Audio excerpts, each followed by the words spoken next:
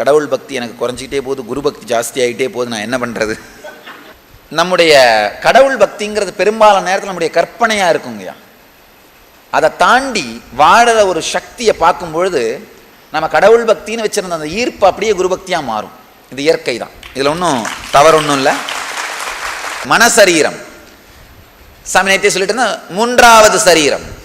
முதல்ல ஸ்தூல சரீரம், இந்த பிசிக்கல் பாடி, ரத்தத்தாலும் சதையாலும் ஆன இந்த சரீரம்.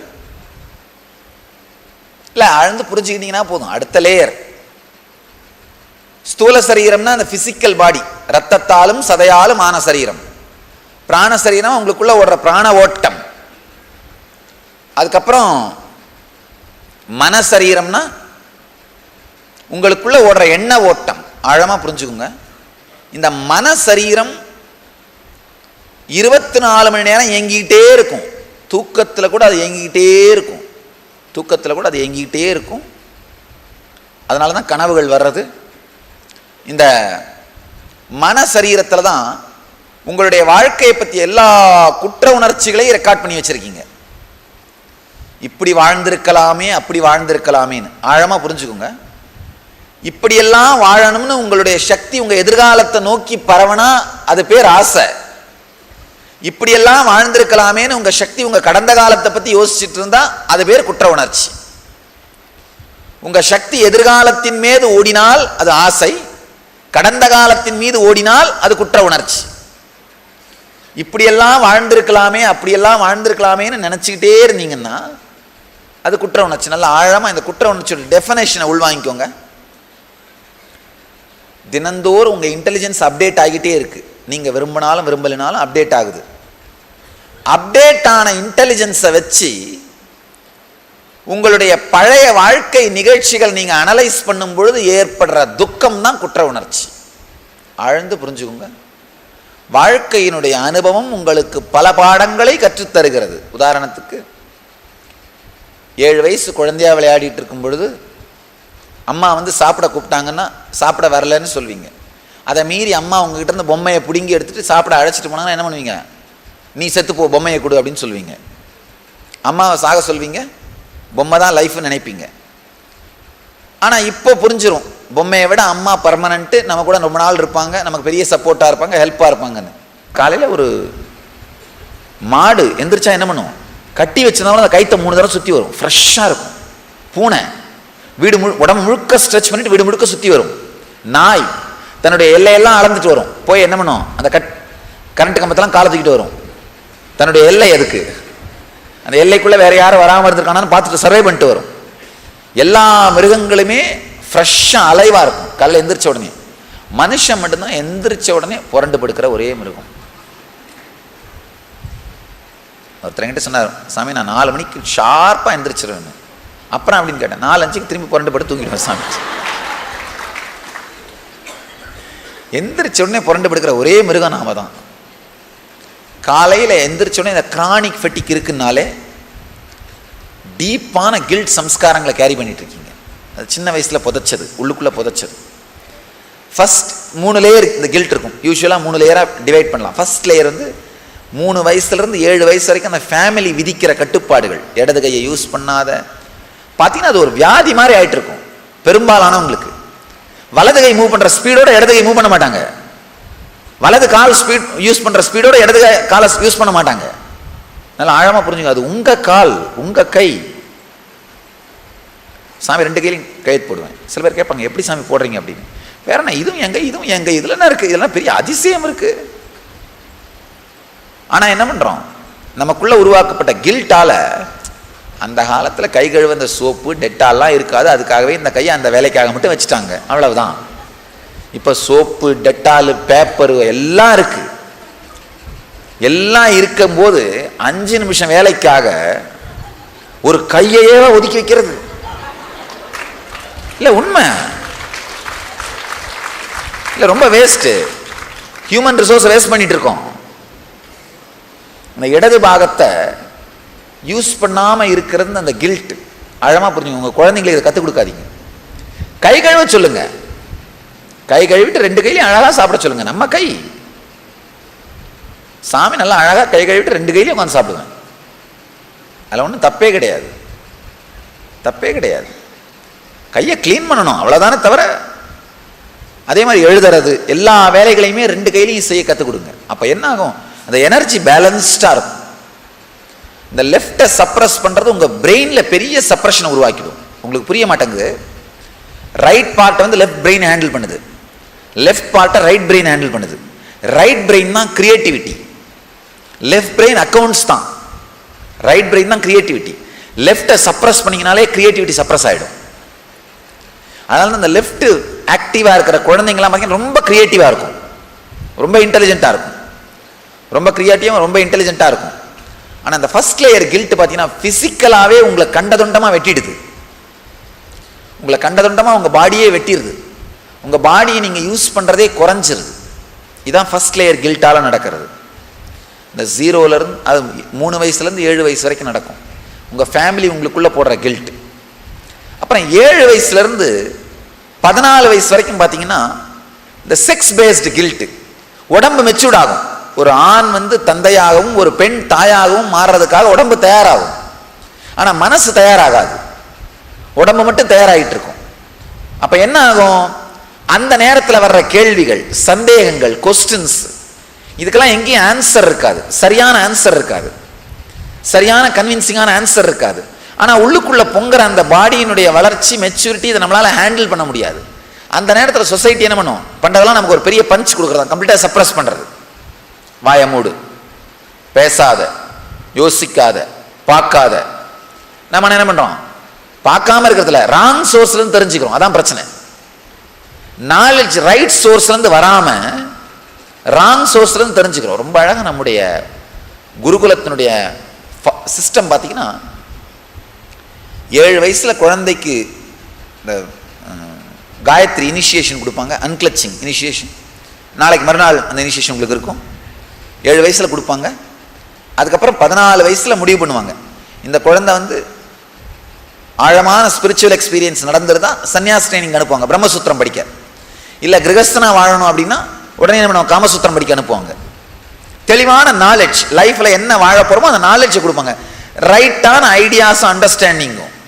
ஆனால் நாம் இப்போ என்ன பண்ணுறோம், நம்முடைய லைஃப்பை பற்றின அண்டர்ஸ்டாண்டிங், ஐடியாஸ் ராங் சோர்ஸ்லேருந்து வருது. அதனால தான் வாழ்க்கை முழுக்க துக்கத்தை கேரி பண்ணுறோம். ஒன்று தேவையில்லாத அளவுக்கு மீறிய ஃபேண்டஸியை கேரி பண்ணுவோம், இல்லைன்னா கம்ப்ளீட் சப்ரஷனை கேரி பண்ணுவோம். ஃபேண்டஸியை கேரி பண்ணாலும் படாத பாடுபடுவோம், சப்ரஷனை கேரி பண்ணாலும் படாத பாடுபடுவோம். சப்ரஷனை கேரி பண்ணாலும் வாழ்க்கையை வாழ முடியாமல் தடுமாறி துக்கத்தில் இருப்போம், அடக்கி அடக்கி. ஃபேண்டசிஸை கேரி பண்ணாலும் அளவுக்கு மீறின எதிர்பார்ப்புகளை வச்சு ரியாலிட்டியோட ஒத்து போக முடியாதனால சஃபர் ஆகும். அளவுக்கு மீறின கற்பனைகளை கேரி பண்ணிட்டு இருந்தீங்கன்னா யாருக்கு நஷ்டம், ரியாலிட்டியோட வாழ முடியாது. அதனால எரிஞ்சு விழுந்துட்டே இருப்பீங்க, வாழ்க்கை இனிக்காது, கசக்கும், துக்கமயமாக இருக்கும்.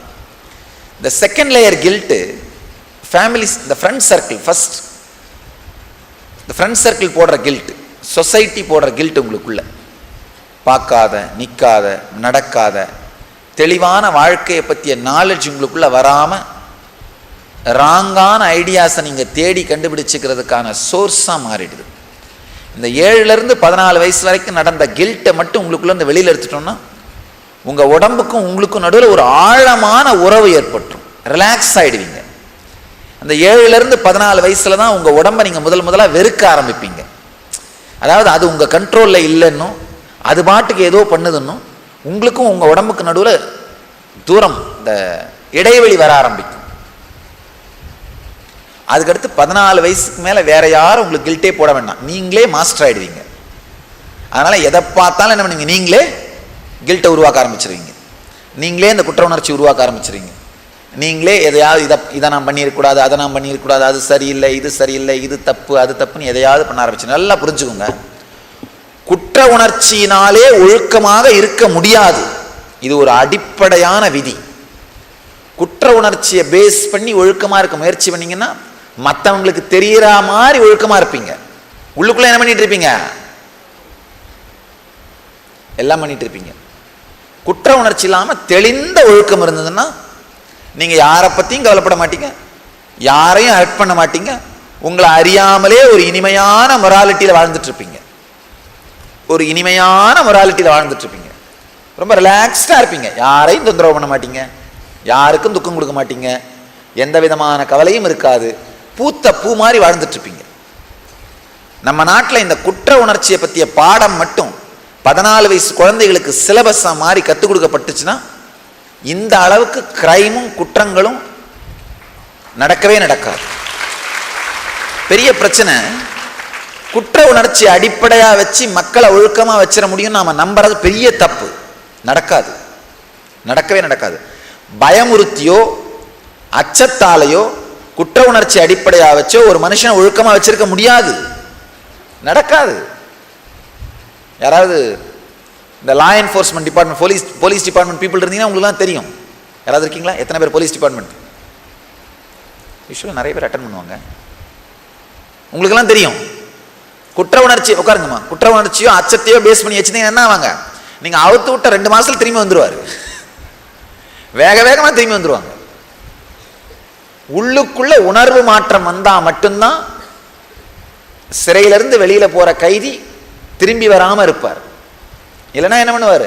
ஒன்று திரும்பி வந்துடுவார், இல்லை திரும்பி பிடிக்காத அளவுக்கு இன்டெலிஜென்ட்டாக கிரைம்ஸ் பண்ணிட்டு இருப்பார். ஆழமாக புரிஞ்சுக்கோங்க. அச்சத்தை அடிப்படையாக வைத்த ரிஃபர்மேஷன் நடக்காது. குற்ற உணர்ச்சி அடிப்படையாக வச்ச ரிஃபர்மேஷன் நடக்காது. தனக்குள்ளேயே தெளிவு பிறந்த, தனக்குள்ளேயே ஒழுக்கம் பிறந்த வாழ்க்கை முறையினால மட்டும்தான் சமுதாயத்தை ரன் பண்ண முடியும், சமூகத்தை ரன் பண்ண முடியும். முதல் விஷயம் ஆழ்ந்து பாருங்க. நீங்க என்ன வேணா பண்ணுங்கன்னு நான் சொல்ல வரல, ஆனா உங்களுக்குள்ள இருக்கிற குற்ற உணர்ச்சினால ஒழுக்கம் வராது.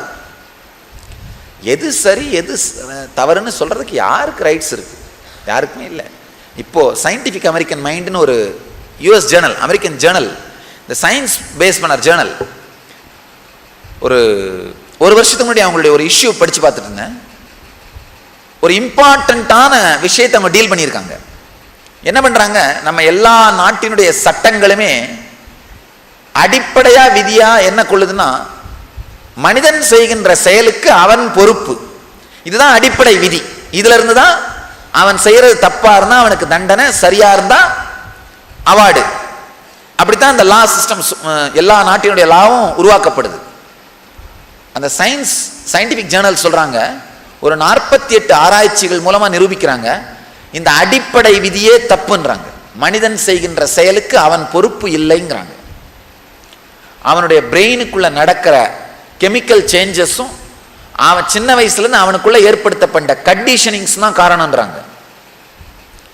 சின்ன வயசுல இருந்து உங்களுக்குள்ள உருவாக்கப்பட்ட குற்ற உணர்வுகள் தான் நீங்கள் குற்றம் செய்வதற்கான காரணம்னு சொல்றாங்க. ஆழமா புரிஞ்சுக்கோங்க. அப்படின்னா என்ன அர்த்தம்னா, பயத்தாலேயோ ஆசை அச்சத்தாலேயோ உங்களை கட்டுப்படுத்தி வைக்க முடியாது. உள்ளுக்குள்ள இருக்கிற அந்த குற்ற உணர்ச்சிகளை வெளியில் எடுத்து உங்க பிரெயின் சிஸ்டத்தை, உங்களுடைய இன்டெலிஜென்ஸ் சிஸ்டத்தை ப்ராப்பரா ஃபங்க்ஷன் ஆக வைக்கிறது மூலமா மட்டும்தான் ஒரு மனுஷனை ஒழுங்கா வச்சிருக்க முடியும். இல்லைன்னா என்ன பண்ணுவோம்? கில்ட் பேஸ்டாவோ இல்ல பயம் பேஸ்டாவோ மொராலிட்டியை, ஒழுக்கத்தை வச்சிருக்க முயற்சி பண்ணோம்னா வெளியில தெரிகிற மாதிரி எதுவும் பண்ண மாட்டாங்க.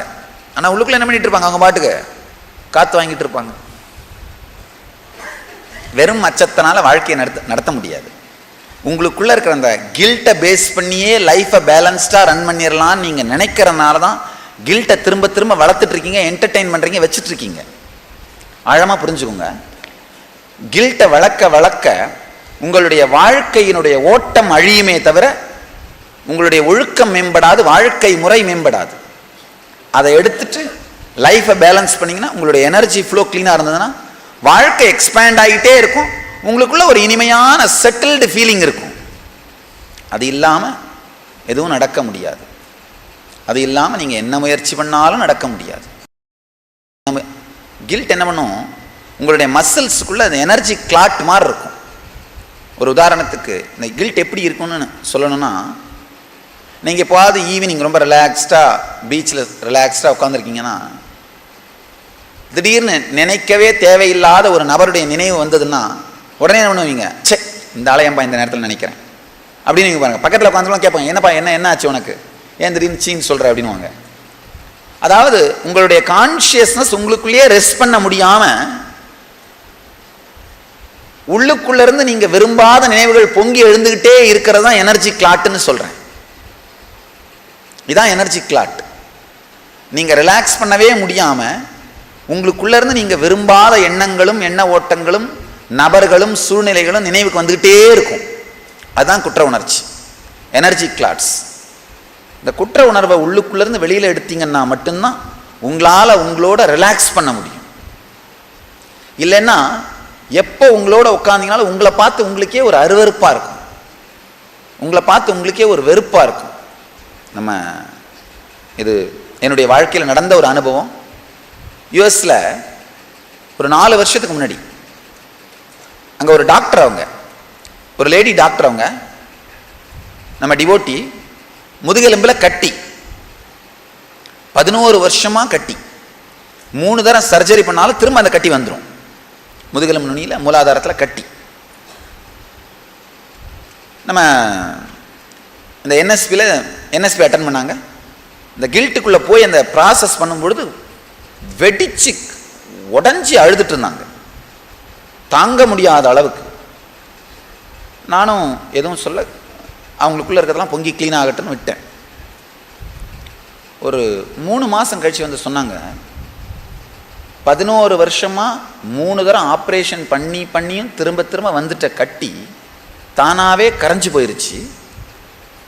அதுக்கப்புறம் இப்போ ஒரு 4 வருஷம் ஆயிடுச்சு, இது வரைக்கும் திரும்ப வரவே இல்லை. வேற ஒண்ணும் இல்லை, அவங்களுக்கு சின்ன வயசுல இழைக்கப்பட்ட சில அபியூசஸ், அவங்களுக்கு இழைக்கப்பட்ட அந்த அபியூசஸ், அந்த வெறுப்பு என்னாச்சு, அந்த அபியூசஸ், அந்த கில்ட்டு தன் உடம்போட பாகத்து மேலேயே திரும்பிருச்சு. தாம் மேலேயே அந்த கில்ட் அபியூஸ் வந்து திரும்பிருச்சு. அந்த வெறுப்பு சம்ஸ்காரம் என்னாச்சு, தான் உடம்புக்குள்ளேயே ஒரு கட்டியா உருவாயிருச்சு, ஒரு வியாதியா ஏற்பட்ட அந்த வெறுப்பு, அந்த சம்ஸ்காரம் வியாதி ஆயிருச்சு. அந்த சம்ஸ்காரம் இருக்கிற வரைக்கும் எத்தனை தடவை அந்த கட்டி ஆப்ரேஷன் பண்ணாலும் திரும்ப திரும்ப வந்துருச்சு. ஆனால் அந்த சம்ஸ்காரம் உடஞ்சி கரைஞ்சி வெளியில போனப்புறம் அந்த வியாதி கம்ப்ளீட்டா ஹீல் ஆயிருச்சு, காணாம போயிருச்சு.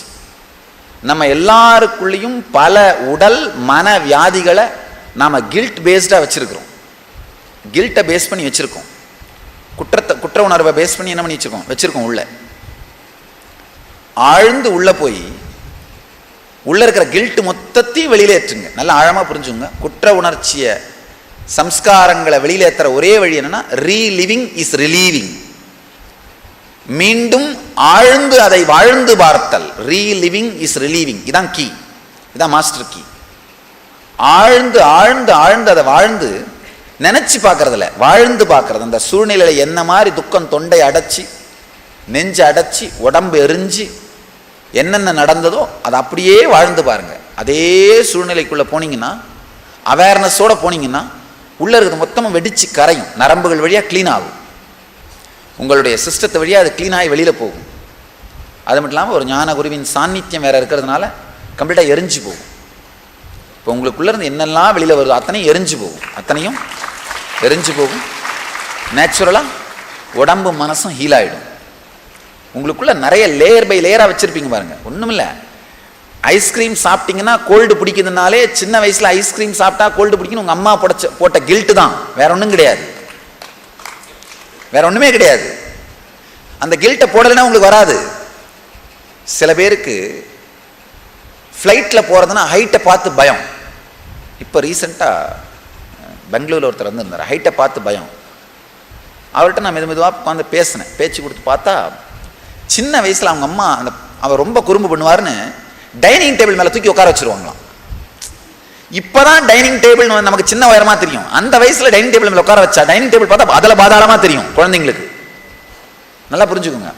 நீங்க பாத்தீங்கன்னா, நீங்க படிச்ச ஸ்கூல் கட்டடம் இப்போ போய் பாத்தீங்கன்னா இதனால 2 அடுக்கு தான் இருக்கு அப்படின்னு. ஆனா சின்ன வயசுல உங்க மெமரியில் எவ்வளவு பெருசா ரெக்கார்ட் ஆயிருக்கும், பெரிய பில்டிங்கா ரெக்கார்ட் ஆயிருக்கும். அது இயற்கை. ஏன்னா குழந்தைகளோட மெஷர்மெண்ட் இன்டெலிஜென்ஸ் இந்த சின்ன வயசுல டைனிங் டேபிள் மேல உட்கார வைக்கிறதுனால ஹைட்டை பார்த்து பயம் வர்ற அந்த குற்ற உணர்ச்சி, அந்த மென்டல் செட்டப் ரெக்கார்ட் ஆயிருச்சு. நேச்சுரலா என்ன ஆகுது, அது அப்படியே வளர்ந்தப்புறம் ஹைட்டை பார்த்து பயம், ஹைட் ஃபோபியா. உங்களுக்குள்ள இருக்கிற பல உடல் மன வியாதிகளுக்கு உங்களுக்குள்ள இருக்கிற குற்ற உணர்ச்சி தான் நேரடியா பொறுப்பு. அதனால ஆழ்ந்து ஆழ்ந்து லேயர் பை லேயரா அந்த குற்ற உணர்ச்சிகளை ஆழ்ந்து உள்ள பாருங்க, உள்ள பார்த்து வாழுங்க. நினைச்சு பார்க்கறது இல்லை, அதை வாழ்ந்து பாருங்க. வாழும் பொழுது பார்த்தீங்கன்னா உடம்போட சில பாகங்கள் வலிக்கும், உடம்போட சில பாகங்கள் வலிக்கும், எரியும். இந்த துக்கம் தொண்டை அடைக்கிறதுன்னு சொல்லுவாங்க இல்லையா, தொண்டை அடைக்கும், மார் கணக்கும். என்ன நடந்தாலும் நடக்க அனுமதிங்க, கண் கரைஞ்சா கரையட்டும். ஆனால் ஒவ்வொரு குற்ற உணர்ச்சி ஆக்சுவலாக நீங்கள் நினைச்சு கூட பார்க்க வேணாம், உள்ள எல்லாம் உட்காந்துட்டு இருக்கு. இப்போவே எல்லாம் தொண்டைக்காய் வந்துட்டு இருக்கோம், இந்நேரம் வந்துட்டு இருக்கோம். நீங்கள் உட்காந்தீங்கன்னா போது எல்லாம் வெளியில் வரும். அது மேலே வந்துகிட்டே இருக்கு, நீங்கள் தான் என்ன பண்ணுறீங்க, அடக்கி அடக்கி உள்ள இரு அப்படின்னு ஓரமாக கட்டிகிட்டே இருக்கீங்க, உள்ளே வச்சுட்டே இருக்கீங்க. இந்த செப்டிக் டேங்க் போட்டு மூடி வைப்பாங்களே, கவர் போட்டு, அந்த மாதிரி தான் மூடி வச்சுருக்கோம். அடுத்து ஒரு அரை மணி நேரம் கவரை திறந்துருங்க, பரவாயில்ல. நாற்ற வரும் மூடியே வச்சுருக்கீங்க, எவ்வளோ நாள் உள்ளே நாற்றம் வந்துட்டு இருக்கும்ல, அதை விட வெளியிலாவது போகட்டும், உங்கள் சிஸ்டத்தை விட்டு வெளியில் போகட்டும். சிஸ்டத்தை விட்டு குற்ற உணர்ச்சி வெளியில் போனாலே உங்களுடைய பிரெயினோட நான் மெக்கானிக்கல் பார்ட்ஸ் அவேக்கன் ஆகும், உங்கள் இன்டெலிஜென்ஸ் அதிகமாகும், உங்களை நீங்கள் வருத்திக்காமலே மாறலா இருப்பீங்க, உங்களை துக்கப்படுத்திக்காமலே இனிமையாக இருப்பீங்க, உங்களை துக்கப்படுத்திக்காமலே மாறலா இருக்க ஆரம்பிப்பீங்க. ஆழ்ந்து புரிஞ்சுக்கோங்க. உங்களை துக்கப்படுத்திக்கிட்டு நீங்கள் ஒழுக்கமாக இருந்தீங்கன்னா அந்த ஒழுக்கத்துக்கு வேல்யூவே கிடையாது, இருக்க முடியாது. எவ்வளோ நாள் இருக்க முடியும்? 3 மாதம் இல்லைன்னா 6 மாதம், அதுக்கு மேலே எங்கேயாவது காற்று வாங்கிட்டு இருப்பீங்க. இல்லை, உண்மை அதுதான். நான் உண்மையை நேராக சொல்கிறேன். நீங்கள் சொல்லலாம், இல்லை நான் இப்படித்தான் இருக்க, ஒழுக்கமாக இருக்கேன், அப்படி பண்ணுறேன் இப்படி பண்ணுறேன், அதெல்லாம் மற்றவங்க கிட்ட சொல்லப்பா. உங்கள் மனசை உங்களை விட ஆழமாக படித்து வச்சுட்டு தான் வந்திருக்கீங்க. உங்களுக்கு உங்கள் மனசை பற்றி என்ன தெரியுமோ அதை விட ஆழமாக தெரிஞ்சதால தான் இங்கே உட்காந்துருக்கேன். அதனால் கவலையே படாதீங்க. இல்லை, உண்மை அட்லீஸ்ட் உண்மைன்னு ஏற்றுக்கிட்டா திரும்பி பார்க்கலாம் பாருங்க. மூடி வச்சிருந்து உள்ள புழுத்து போய் கிடக்காது, தொடையில் அடிபட்டு புழுத்து போயிருச்சுன்னா அட்லீஸ்ட் அதை திறந்து சூரிய வழி படுற மாதிரி வச்சுன்னா ஆறவாவது செய்யும். நீங்கள் என்ன பண்ணுறீங்க, இல்லை இது யாருக்கும் தெரியும்னா ஒரு பெரிய தங்க கவசம் போட்டு அது மேலே வைரத்தை அடுக்கி வச்சு எல்லாம் பண்ணி வச்சாலும் உள்ளே புழுத்துட்டு தானே இருக்க போகுது, ஒன்றும் பண்ண முடியாது. அதனால் திறந்து வைங்க. திறந்து வைக்கிறது தான் சூரிய ஒளி படுற மாதிரி திறந்து வைக்கிறதா இப்போ ஒரு ஞானியினுடைய சாநித்தியத்தில் திறக்கிறது. கரையட்டும். அதுக்கடுத்து மருந்து போடுறதான் நம்ம செய்ய போகிற தியானம். திறக்கட்டும், கரையட்டும். உங்களுக்குள்ளே இருக்கிற அந்த குற்ற உணர்ச்சிகள் முழுமையாக வெளியே வரும். நீங்கள் பார்ப்பீங்க, நீங்கள் நினச்சே பார்க்காத, 20 வருஷமாக நினைக்காத, மறந்து விட்டதெல்லாம் கூட வெளியில் வர ஆரம்பிக்கும். ஏன்னா சாமி இன்ஸ்டிகேட் பண்ணி விட போகிறேன். மொத்தத்தையும் இந்த நரம்புகளெல்லாம் திறந்து விட்டுருவேன். இப்போ உங்களை அறியாமல் நீங்கள் 20 வருஷத்துக்கு முன்னாடி 30 வருஷத்துக்கு முன்னாடி நடந்து புதைச்சி வச்சிருக்கிறதெல்லாம் வெளியில் வரும். ஆழ்ந்து புரிஞ்சுக்கோங்க. இப்போ என்ன செய்ய போறீங்கன்னா, இது ஒரு பெரிய ரசவாதம். உங்களுக்குள்ள திரும்பி பார்த்தீங்கன்னா பொங்குற குற்ற உணர்ச்சிகள், பல விஷயங்கள், இது நடந்திருக்க கூடாது என் லைஃப்ல, நீங்க செஞ்சிருக்க கூடாதுன்னு சிலது இருக்கும், உங்களுக்கு செய்யப்பட்டிருக்க கூடாதுன்னு சிலது இருக்கும். இந்த ஒவ்வொன்றையும் ஆழ்ந்து அந்த சூழ்நிலையை அப்படியே வாழுங்க. உங்களுக்கு செய்யப்பட்டிருக்க கூடாதுன்ற பிரச்சனை கூட ஆழ்ந்து வாழ்ந்தீங்கன்னா அது தெரியும். அந்த சூழ்நிலையில நீங்களே சைலண்டா அதை பர்மிட் பண்ணியிருப்பீங்க. எங்கேயாவது ஒரு சில விதத்தில் நீங்களும் அதை கோஆபரேட் பண்ணியிருப்பீங்க, இன்வைட் பண்ணியிருப்பீங்க. அந்த சூழ்நிலைக்கு தெரிந்தோ தெரியாமலோ உடந்தையா இருந்திருப்பீங்க. அதெல்லாம் தெளிவாக ஆரம்பிக்கும். ஒவ்வொரு சூழ்நிலையும் ஆழ்ந்து வாழ்ந்தீங்கன்னா தான், இல்லை அந்த சூழ்நிலையில் நீங்கள் பொறுப்படுத்தி எந்திரிச்சு நின்றுருக்க மாட்டீங்க. ஆழ்ந்து வாழும் பொழுது தான் ஒவ்வொரு குற்ற உணர்ச்சியாக தெளிவாக ஆரம்பிக்கும். நல்லா புரிஞ்சுக்கோங்க. நீங்கள் வேற ஒன்றும் பண்ண வேண்டாம், ஜஸ்டிஃபை பண்ணிட்டு இருக்காதீங்க. நீங்கள் செஞ்சது சரின்னுலாம் சொல்லிட்டு இருக்காதீங்க, ஆர்கியூ பண்ணிட்டு இருக்காதீங்க. அதை ஆழ்ந்து வாழுங்க போதும்.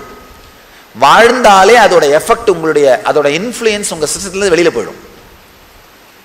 அதோட சேர்ந்துருக்கிற அந்த சீழ் துக்கம் கரைஞ்சி வெளியில் போயிடும்.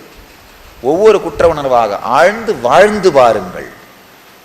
சும்மா நினைச்சு பார்க்கறதில்ல, வாழ்ந்து பாருங்கள். அப்போ என்ன ஆகும், உங்களுடைய உடலும் மனசும் அப்போ எந்த சூழ்நிலையில் இருந்ததோ, அந்த அநீதி உங்களுக்கு இழைக்கப்பட்ட போது அல்லது நீங்கள் அதை செய்யும் பொழுது எந்த சூழ்நிலை உடம்பு மனசு இருந்ததோ அதே ஹீட்டுக்கு உடம்பு போகும், அதே சூழ்நிலைக்கு உடம்பு போகும், அதே சூழ்நிலைக்கு மனசு போகும். அதை ஆழ்ந்து வாழுங்க. அதனால உடம்புக்குள்ளேயும் மனசுக்குள்ளேயும் என்ன நடந்தாலும் நடக்க அனுமதியுங்கள். கண்களை கட்டி ஹால் முழுக்க ஸ்ப்ரெட் ஆகி உட்காந்துருங்க. தயவு செய்து பேச வேண்டாம். சாமி உங்களை கைட் பண்ணுறேன். அப்படியே ஸ்ப்ரெட் ஆகி உட்காந்துருங்க. நிறைய இடம் இருக்கு பாருங்க. பக்கத்தில் ஃப்ரெண்ட்ஸ் ரிலேட்டிவ்ஸ் பக்கத்தில் உட்காராதீங்க. நீங்கள் ஃப்ரீயாக உட்காந்து உங்களுக்குள்ளே முழுக மாட்டீங்க. ஆழமாக சுவாசியுங்கள். எப்பொழுதும் மறக்க நினைக்கும் குற்ற உணர்வுகள் அனைத்தையும் ஒவ்வொன்றாய் வெளியில் கொண்டு வாருங்கள். ஆழ்ந்து அவைகளை வாழ்ந்து பாருங்கள். வெறுமனே நினைத்து பார்க்காமல் அதே சூழ்நிலைக்குள் மீண்டும் ஆழ்ந்து முழுகுங்கள். கரையும் கண்ணீரையும் கட்டுப்படுத்தாது ஆழ்ந்த அந்த சூழ்நிலைக்குள் முழுகுங்கள். ஆழ்ந்த அமைதியோடு முழுகுங்கள். நரம்புகள் வழியாக வெளியேறட்டும்.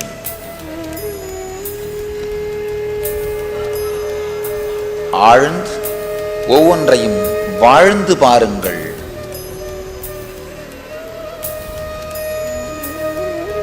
வாழ்க்கையின் ஒவ்வொரு குற்ற உணர்வையும் ஆழ்ந்து வாழுங்கள். ஒவ்வொரு குற்ற உணர்வையும் வாழும் பொழுது நரம்புகளின் மீது ஏற்படும் தாக்கத்தை அனுமதியுங்கள். துக்கத்தையும் உடல் அசைவுகளையும் ஆழமான வேதனையையும் அனுமதியுங்கள். ஆழ்ந்த அமைதியோடு உங்களுக்குள் பொங்கும் குற்ற உணர்வை வெளியேற அனுமதியுங்கள். ஆழ்ந்த அமைதியுடன் வாழ்ந்து பாருங்கள். ஆழ்ந்த அமைதியோடு உள்வாங்குங்கள். ஆழ்ந்த அமைதியோடு இந்த துக்கம் உங்கள் உடலுக்குள் பரவ அனுமதியுங்கள். உங்களுக்குள் பொங்கும் குற்ற உணர்வுகளை நரம்புகளுக்குள் செல்ல அனுமதியுங்கள். ஆழ்ந்த அமைதியோடு என்ன நடந்தாலும் நடக்க அனுமதியுங்கள்.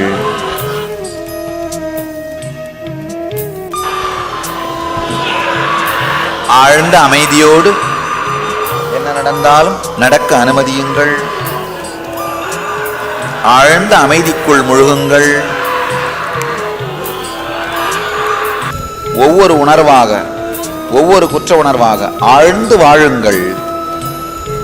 ஆழமான இன்டென்சிட்டியோடு ஒவ்வொரு நிகழ்ச்சிக்குள்ளும் சென்று வாருங்கள்.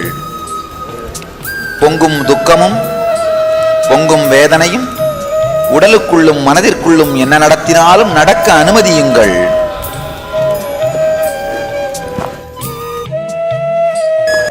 ஒவ்வொரு குற்ற உணர்வையும் ஆழ்ந்து வாழுங்கள். ஆழ்ந்த அமைதியோடு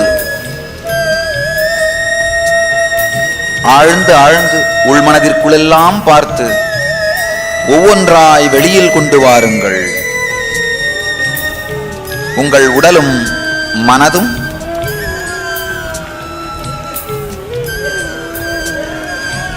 குற்ற உணர்வை வாழ்ந்து முடிக்கட்டும். என்ன நடந்தாலும் நடக்க அனுமதியுங்கள்.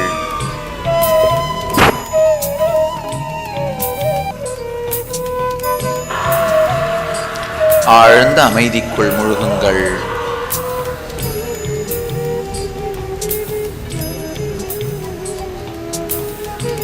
குற்ற உணர்வு சம்ஸ்காரங்கள் எல்லாம் உங்களை விட்டு வெளியேறட்டும். ஆழ்ந்த அமைதிக்குள் முழுகுங்கள். மெதுவாக மிக மெதுவாக கண்களை திறக்கலாம்.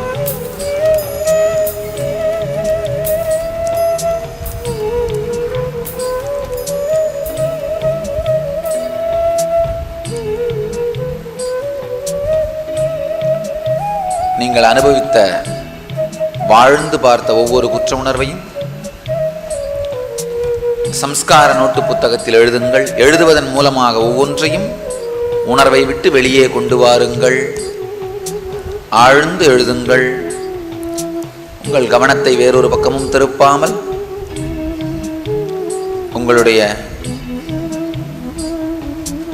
சம்ஸ்காரங்களின் நோட்டு புத்தகத்தில் ஒவ்வொன்றாய்கள். வேற எங்கேயும் கவனத்தை திருப்பாம பேசாமல் தொடர்ந்து இந்த ரசவாதம் இந்த ப்ராசஸ்க்குள்ளேயே இருங்க.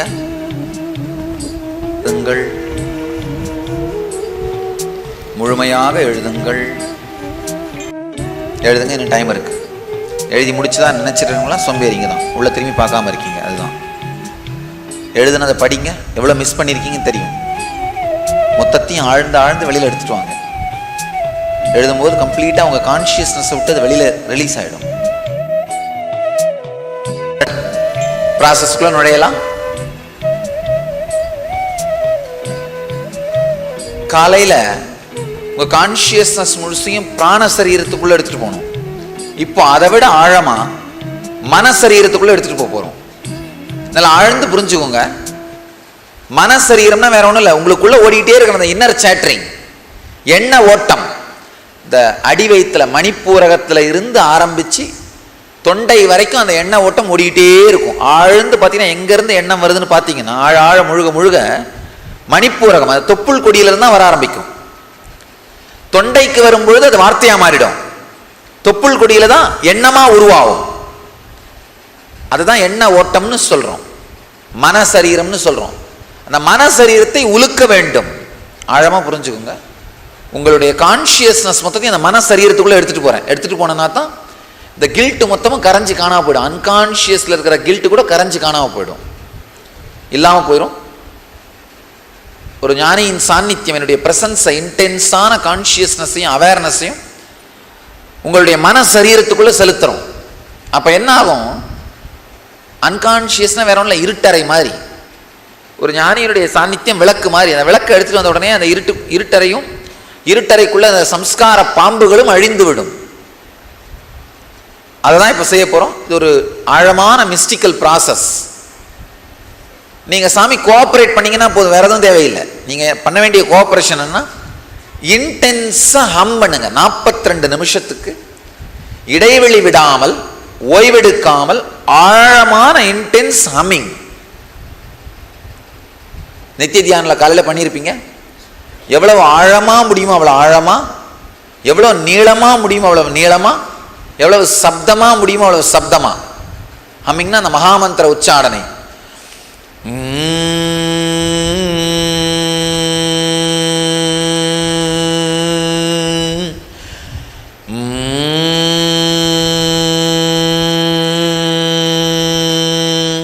அடிவயிறு முழுக்க கலங்கணும். ஆழ்ந்து புரிஞ்சுங்க. அந்த அடிவயிறு எங்கிருந்து அந்த மனசரீரம் எண்ண ஓட்டம் உருவாகுதோ அது முழுக்க கலங்கணும். எந்த எண்ணத்தையும் வர அனுமதிக்காதீர்கள். ஹம் பண்ணிங்கனால எண்ணம் வர முடியாது. எண்ணம் கிளீனா வார்த்தையா உருவானதானே வர முடியும். இன்டென்ஸா ஹம் பண்ணிட்டே இருந்தா என்ன ஆகும்? எண்ணமே வர முடியாது. மன சரீரத்துக்குள்ள உங்களுடைய உணர்வு முழுவதும் போகணும். மன சரீரத்துக்குள்ள உங்க பிரசன்ஸும் என் பிரசன்ஸ் ரெண்டுமே போகணும். இப்போ உங்க பிரசன்ஸ் போறதுக்கான டெக்னிக் தான் இந்த மகாமந்திரம்.